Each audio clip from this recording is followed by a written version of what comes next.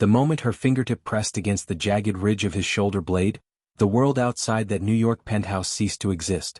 It wasn't a flinch that racked Vincenzo's body, it was a microscopic earthquake, a violent awakening of nerves that had been buried under 14 years of ice and iron. He didn't breathe. He didn't blink. Behind him, the two shadows guarding the door, David and James, reached for their holsters in a synchronized blur of black suits and suppressed panic. No one touched the chairman. Not without an invitation signed in digital currency and sealed with a blood oath. But Vera didn't move her hand. She didn't recoil from the heat radiating off his scarred skin or the lethal tension coiling in his neck. She simply held the point of contact, her cool, steady pressure a direct defiance of the monster's reputation. Before we dive into this journey of healing and high stakes, make sure to subscribe and hit the bell so you never miss a chapter of this original story. The silence in the room was heavy, a suffocating velvet that only Vera seemed to breathe through. She was 24, her skin a deep, rich mahogany that caught the golden hue of the sunset bleeding through the floor-to-ceiling windows of the billionaire's Manhattan fortress. She wore simple charcoal scrubs, her hair pulled back into a neat, professional bun, and her eyes, clear, intelligent, and entirely unimpressed by the guns in the room, were fixed solely on the inflamed tissue beneath her touch. To the world, Vincenzo was a ghost, a ruthless architect of the Korean underworld who moved billions with a whisper and ended lives with a nod. To Vera, he was a patient with a localized infection and a history of trauma that was literally carved into his anatomy. "Your heart rate just spiked to 110, Mr. Vincenzo," she said, her voice a low, melodic contrast to the electric hum of the medical monitors. "If you want me to treat the inflammation, you need to remember how to exhale." Her tone wasn't a request, it was a clinical command, stripped of the worship and terror he had grown accustomed to over the last decade and a half. Vincenzo's knuckles turned white where they gripped the edge of the leather examination table. For 14 years he had lived in a sensory vacuum, his body a weapon he kept polished but never felt. Doctors had treated him from a distance with lasers and pills, and tailors had measured his suits using 3D scans to avoid the intimacy of a tape measure. But this woman was touching him as if he were made of flesh instead of myth. He slowly turned his head, his profile sharp enough to cut glass, his dark eyes tracking her with a predatory curiosity. He was looking for the tremor in her fingers, the dilation of her pupils that would signal the onset of fear. He found nothing but steady, focused intent. He gave a sharp, nearly invisible jerk of his chin toward the door. David and James hesitated, their eyes wide with disbelief, before they bowed and retreated into the hallway. The heavy oak doors clicked shut, leaving the billionaire alone with the nurse who had just broken a 14-year streak of isolation. "You're not from the agency I usually contract," Vincenzo remarked, his voice a gravelly rasp that felt like it was being pulled from a deep, dark well. He didn't move away from her touch. Instead, he seemed to be testing the sensation, leaning almost imperceptibly into the cool pressure of her glove. "The agency didn't have anyone with a specialization in advanced wound care and the stomach to handle your security detail," Vera replied, reaching for a sterile swab on her tray with her free hand. "I'm an independent contractor. I go where the work is difficult, and right now, your back is the most difficult thing in this city." She began to clean the area around the starburst scar near his spine, the scent of antiseptic and eucalyptus suddenly filling the sterile air. Vincenzo closed his eyes, a shudder rippling through his muscular frame. It wasn't the pain of the cleaning that affected him, it was the sheer, overwhelming reality of being perceived as a human being. He had spent 14 years building a wall of gold and lead around himself, convinced that he was beyond the reach of anything as simple as a healing hand. Yet, as Vera worked with a quiet, rhythmic efficiency, he felt the icy casing around his heart begin to fracture. She wasn't just treating a wound, she was acknowledging the man beneath the scars. But as she leaned in closer to inspect a particularly angry ridge of tissue, Vera noticed something the medical files hadn't mentioned. A faint, rhythmic vibration beneath the skin that had nothing to do with a heartbeat. "Mr. Vincenzo," she whispered, her brow furrowing in concentration as she pressed 2 fingers against the base of his neck. "Who performed your last surgery?" The question was sharp, a sudden break in the professional rhythm. Vincenzo opened his eyes, the dark intensity returning in an instant. "That information is classified," he replied, his body tensing once more. Vera didn't back down. She looked him dead in the eye, her expression shifting from clinical to dangerously protective. "Well, someone left something behind. And if I don't get it out in the next 24 hours, the infection is going to be the least of your worries." Vincenzo stared at her, the silence stretching thin until it threatened to snap. He had faced assassins and corporate vultures without flinching, but the look in this woman's eyes, a mixture of defiance and genuine care, was the first thing in 14 years that actually made him feel afraid. Not of death, but of what would happen if he let her stay. What she said next would change the trajectory of his empire forever. "I'm staying," she said before he could even form the order to dismiss her. "And we're doing this my way." The weight of her decree hung in the air, heavier than the gold-plated fixtures of the penthouse. Vincenzo's eyes narrowed into lethal slits, a look that usually sent senators scurrying for the exits, but Vera didn't blink as she snapped off her latex gloves with a sharp, decisive pop. She moved to the sink, the rhythmic scrub of her hands against the basin the only sound in a room that suddenly felt too small for both of them. He watched the flex of her shoulders, the way her dark skin seemed to glow against the sterile white tile, and for the first time in 14 years, the billionaire felt a flicker of something that wasn't calculated malice or cold strategy. It was fascination. He didn't know the truth yet, but Vera wasn't just there for the paycheck. She was the only person in New York who wasn't afraid of the monster he had become.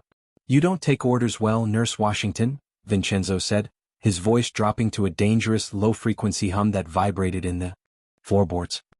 He stood up from the table, his massive frame towering over her, a landscape of muscle and old violent history now partially hidden by the Egyptian cotton shirt he draped loosely over his shoulders. He didn't button it. He wanted to see if the sight of his ruined skin would finally make her look away. Vera turned, drying her hands with a paper towel, and met his gaze with a level of calm that bordered on the supernatural. "I take medical orders, Mr. Vincenzo. And right now I'm the chief of staff in this room," she countered, her voice smooth and unbreakable. She walked past him, her shoulder brushing his arm, a casual contact that sent a jolt of electricity through his spine, sharp and grounding. She reached for her tablet, tapping through a series of encrypted files she had brought with her. "That vibration I felt? It's not an infection. It's a localized inflammatory response to a foreign object. A surgical fragment, likely from the extraction 14 years ago, that's finally migrated to a nerve cluster. If it moves another millimeter, you lose motor function in your left arm. Forever." The revelation struck the room like a physical blow. Vincenzo's hand twitched, a phantom ache blooming in his palm as he realized the chronic pain he had dismissed as a price of survival was actually a ticking time bomb. He looked at her, searching for a lie, for a play, for a hint that she was working for the rival families in Connecticut or the vultures in Washington. But all he saw was a woman who saw a problem and intended to fix it. "Why tell me?" he asked, his posture relaxing just a fraction, a predator recognizing another of its kind. "Most people would let the chairman of the Golden Dragon wither away. It makes for a shorter work week." Vera stepped into his personal space, so close he could smell the faint, clean scent of cocoa butter and antiseptic clinging to her. She looked up at him, her dark eyes reflecting the flickering lights of the Manhattan skyline behind him. "Because a man like you shouldn't be taken down by a piece of rusted steel," she whispered. "If you're going to fall, it should be on your own terms. Not because a doctor 14 years ago was too lazy to finish the job." For a heartbeat, the air between them thickened, a silent understanding passing through the vacuum of his isolation. He had spent over 5,000 days being a myth, a ghost, a nightmare. But in Vera's eyes he was just a man who was hurting. He reached out, his hand hovering near her cheek, his fingers trembling with the sheer effort of the gesture. He wanted to know if her skin was as warm as it looked. He wanted to know if the ice around his heart would actually melt if he let her in. Before he could bridge the gap, the doors burst open. James stepped in, his face pale, holding a secure satellite phone. "Chairman, the docks in California. There's been a breach. They're calling for you." Vincenzo's mask snapped back into place instantly. The vulnerability vanished, replaced by the cold, lethal precision of a billionaire warlord. He turned away from Vera, buttoning his shirt with mechanical speed, but he stopped at the final button, his back still turned to her. "James, tell them to wait," Vincenzo commanded, his voice echoing with an authority that brooked no argument. He turned back to Vera, his eyes burning with a new, complex light. "You said 24 hours, nurse? You have 12. If you can remove this fragment, without a surgical suite, I will give you anything you ask for. If you fail, you leave this city tonight and never return." Vera didn't hesitate. She grabbed her medical bag, the metal clinking with the tools of her trade. "I don't want your money, Vincenzo. I want your cooperation. Sit down. We're starting now." The challenge was set. As the storm clouds gathered over the Hudson, The most powerful man in the world surrendered his body to the only woman who dared to heal it. But as Vera prepared the local anesthetic, she caught a glimpse of a shadow moving in the reflection of the window, a figure on the rooftop across the street, the glint of a high-powered lens aimed directly at the penthouse. "Vincenzo, get down!" she screamed, lunging for him just as the glass shattered. The explosion of glass was a crystalline roar, 1,000 diamond shards raining down on the Persian rugs of the New York penthouse. Vera didn't think. She moved with the instinctive fluidity of a woman who had survived the roughest wards in D.C. She tackled Vincenzo, her weight slamming into his solid, muscular frame as they tumbled behind the heavy mahogany desk. Outside, the city lights continued to twinkle, oblivious to the high-velocity round that had just whistled through the space where the billionaire's head had been a microsecond before. David and James were in the room before the last shard hit the floor, weapons drawn, their eyes scanning the skyline for the muzzle flash. But Vincenzo wasn't looking at the window. He was looking at Vera, her body shielding his, her breath coming in sharp, hot bursts against his neck. For the first time in 14 years, someone had put their life between him and a bullet, and that someone was a woman he had met less than 2 hours ago. "Stay down," Vincenzo growled, his voice a vibration of pure, unadulterated lethal intent. He didn't push her away, his large hand gripped her shoulder, a grounding force in the chaos. He wasn't afraid of the assassin. He was furious that the sanctity of this room, the only place where he had felt a spark of humanity, had been violated. "James, counter snipers. Now."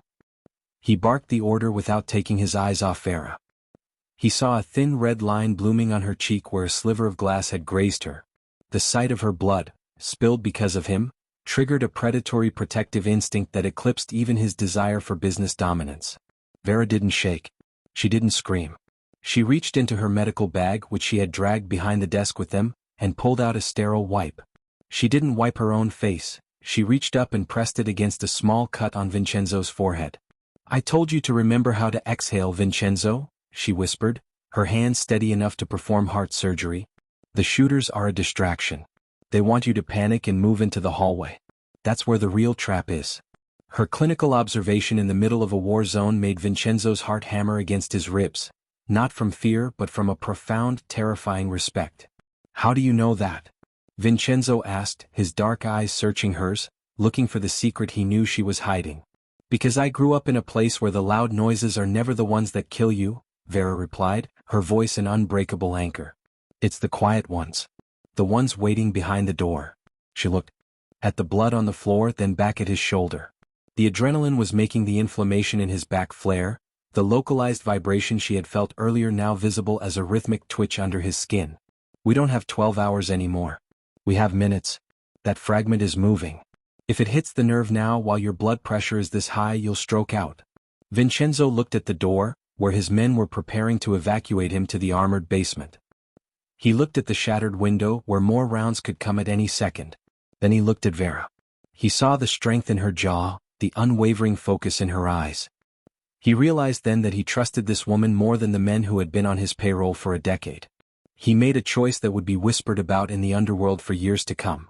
"David, lock the suite." Vincenzo roared over the sound of sirens approaching from the street below. "Nobody enters. Not even with a code. If anyone breathes on that door, kill them." "Chairman, we have to move."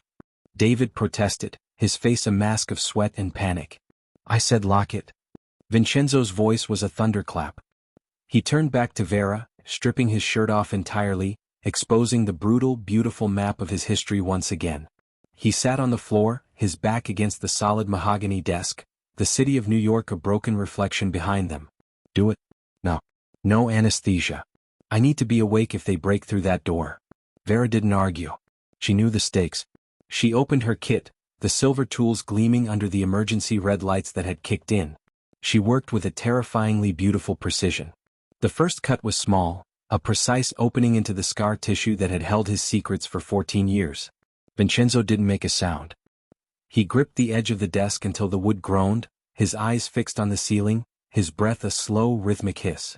He felt every millimeter of the blade, every tug of the forceps, but more than that, he felt the warmth of Vera's breath on his skin, a ghost of a sensation that kept him tethered to the world. "Almost there," Vera murmured, her focus so intense it seemed to create a protective bubble around them. She could feel the metal fragment now, a jagged piece of a past he had tried to bury. As she clamped the forceps onto the rusted steel, a sudden heavy thud hit the suite door. The sound of a battering ram. "They're here," James yelled from the foyer. Vera didn't flinch. She gave one final, steady pull. With a wet, metallic click, the fragment came free. But as it emerged, a hidden compartment within the hollowed steel piece fell away, revealing a microfilm strip no larger than a fingernail. It wasn't just a surgical accident. It was a plant. Vincenzo slumped forward, his forehead resting on Vera's shoulder, his body finally surrendering to the relief. He saw the film strip in her hand. He knew what it was. The evidence that could bring down every family from New York to Seoul. "Vera," he gasped, his voice a broken thread. "If you take that, you're the most wanted woman in the world." Vera looked at the film, then at the man who was bleeding into her scrubs. She didn't see a billionaire or a mob boss. She saw a man who had been used as a vessel for someone else's secrets. She tucked the film into her bra and gripped his hand, her fingers interlocking with his. "Let them come," she said, her voice a promise. "A fire. I'm not finished healing you yet." But as the door began to splinter, Vera realized the vibration hadn't stopped. There was a second fragment. And this one was wired to a pulse. If Vincenzo's heart stopped, the entire floor would vanish. What she didn't know yet was that the man who sent the assassins was the only person Vincenzo ever loved. The splintering wood of the double doors sounded like a succession of gunshots, but Vera didn't flinch. Her world had narrowed to the 3-inch radius of Vincenzo's cervical spine and the rhythmic, unnatural pulse she could feel vibrating against her fingertips. This wasn't just a surgical remnant, it was a biometric kill switch, a relic of a betrayal so deep it had been literalized in his bone. Vincenzo's breath was a ragged, shallow rasp against her collarbone, his skin slick with a cold sweat that told her his body was nearing its breaking point. Outside, David and James were shouting, the muffled thuds of a tactical breach growing louder, but inside the circle of red emergency light, there was only the smell of copper and the steady, unbreakable gaze of the woman holding a scalpel. If you're holding your breath for Vera and Vincenzo, hit that like button right now. This is where the true cost of the Dragon's Empire is revealed. "Vincenzo, stay with me," Vera whispered, her voice a sharp, cooling mist in the heat of his agony. She didn't use the forceps this time. She used her bare fingers, seeking the hidden frequency of the device. "There is a second one. A sensor. It's wired to your carotid sinus. If your heart rate drops too low or if I pull it incorrectly, it sends a signal. The Penthouse doesn't just have security, does it? It has a purge system." Vincenzo's eyes rolled back for a second before snapping into focus, the sheer force of his will pinning him to the present. He knew she was right. The safety his father had installed 14 years ago wasn't to protect him, it was to ensure the family secrets died with the heir if he ever went rogue. My uncle," Vincenzo managed to choke out, the words a jagged glass in his throat. "He was the surgeon. He said it was to monitor my recovery." A bitter, dark laugh escaped his lips, sounding more like a death rattle. The realization that his own blood had turned him into a living, breathing landmine was the final blow to the man who thought he controlled the world. "He lied," Vera said, her jaw setting into a line of pure, righteous fury. "She wasn't just a nurse anymore, she was a saboteur of fate. He didn't monitor your recovery, he monitored your loyalty." She saw the red light on the tiny device under his skin begin to blink faster. The breach outside had reached the inner foyer. The pressure in the room was rising, and the kill switch was interpreting Vincenzo's stress as a heart failure. "Vera, go," Vincenzo commanded, trying to push her away with a hand that had lost all its strength. "The elevators, the service shaft, get out." "I don't leave my patients," Vera snapped, her fingers diving deep into the incision. The sensory detail was overwhelming, the warmth of his blood, the microscopic mechanical hum of the traitorous device, and the sudden, terrifying silence from the hallway. The shouting had stopped. That was worse. It meant the professionals had arrived. "I'm going to bypass the sensor. I need you to do something impossible, Vincenzo. I need you to trust me so completely that your heart rate stays steady while I cut into your life." She looked at him, her dark eyes a vacuum of calm in the center of a hurricane. Vincenzo stared back, and in that moment the billionaire surrendered. He didn't see the nurse, the employee, or the stranger. He saw his soul's mirror. He closed his eyes and began to hum, a low, traditional Korean melody his mother had sung before the world turned to ash. It was a sound of absolute surrender. Vera worked with a speed that defied human optics. She used a silver suture wire to loop around the sensor's lead, creating a temporary bypass using her own steady pulse as the ground. The blinking red light turned a steady, mocking green. With a final, agonizing tug, she extracted the device. It was a masterpiece of cruelty, a silver spider of wires and sensors. She threw it across the room just as the suite doors finally gave way with a deafening crash. A flashbang detonated, filling the room with a blinding white void and a high-pitched scream of electronics. But as the smoke cleared, it wasn't the police or rival families who stepped through the ruins. It was a man in a bespoke suit, older, with the same sharp profile as Vincenzo, holding a detonator that was now useless in his hand. It was his uncle. "You should have died 14 years ago, Vincenzo," the man said, his voice as cold as a New York winter. He looked at Vera, his eyes widening as he saw the blood on her scrubs and the steady way she held the scalpel like a weapon. "And you're the variable I didn't account for." Vera stood up, stepping in front of the kneeling, weakened Vincenzo. She held the bloody blade out, her shadow stretching long and lethal across the floor. "I'm not a variable," she said, her voice echoing with a power that made the armed men behind the uncle hesitate. "I'm the cure. And you're the infection." But as the uncle raised a silenced pistol, the floor beneath them began to vibrate again. This time it wasn't a device. It was the sound of 100 black SUVs swarming the street below. David and James weren't dead, they were coming back with an army. What nobody knew was that the film strip in Vera's bra contained the one name that could stop the war before it started. "Vincenzo," Vera whispered without looking back. "Can you stand?" "For you," he rasped, his hand finding hers. "I would walk through hell." The trigger squeezed, but the lethal click of the firing pin was drowned out by a sound that shook the very foundations of the penthouse. The floor-to-ceiling windows, already weakened by the sniper's round, didn't just shatter, they imploded. A tactical recovery team, led by David and James, swung through the glass on high-tension cables, their suppressed rifles spitting lead with surgical precision. The uncle's guards fell before they could even register the breach, their black suits blooming crimson against the eggshell walls. The uncle himself stumbled back, his silenced pistol skittering across the marble floor as a red laser dot centered perfectly on his forehead. "Don't kill him," Vincenzo's voice was a low, terrifying rasp that cut through the chaos like a serrated blade. He stood up, his hand gripping Vera's shoulder for support, his chest heaving. He was a man reborn in blood and antiseptic. The Egyptian cotton shirt was ruined, soaked in the history he had just cut out of his own body. He looked at his uncle, the man who had turned his spine into a transistor, with a gaze so cold it seemed to drop the room's temperature. "He has debts to pay that a bullet can't settle." Vera didn't move from Vincenzo's side. She felt the heavy rhythmic thrum of his heart against her arm, steady, strong, and finally free of the mechanical tether. She reached into her scrubs and pulled out the microfilm strip, the light from the tactical flashlights catching the silver sheen of the data. The uncle's eyes widened, his face draining of color until he looked like a ghost of the man who had walked in minutes ago. "You found it," the uncle whispered, his voice trembling. "The obsidian ledger. If that hits the servers in Washington, there is no golden dragon. There is no legacy. Everything we built for 3 generations, gone." "Good," Vera said, her voice a calm, clinical strike. "A legacy built on the torture of its own heirs isn't an empire. It's a tumor. And I'm a specialist in removal." She handed the film to David, who took it with a look of profound, silent respect. He didn't look at her as a nurse anymore. He looked at her as the savior of the throne. Vincenzo stepped forward, his shadow looming over the man who had betrayed him 14 years ago. He didn't raise a hand. He didn't need to. The sheer weight of his presence, now unburdened by the pain that had defined his adult life, was enough to crush the older man's spirit. "Take him to the Connecticut estate," Vincenzo commanded. "Strip him of everything. Names, accounts, history. Let him live in the silence he tried to trap me in." As the tactical team dragged the screaming man away, the penthouse fell into a sudden ringing silence. The adrenaline was fading, replaced by a deep, bone-weary exhaustion. Vincenzo turned to Vera, his dark eyes searching hers. He didn't say thank you. The word was too small for what she had done.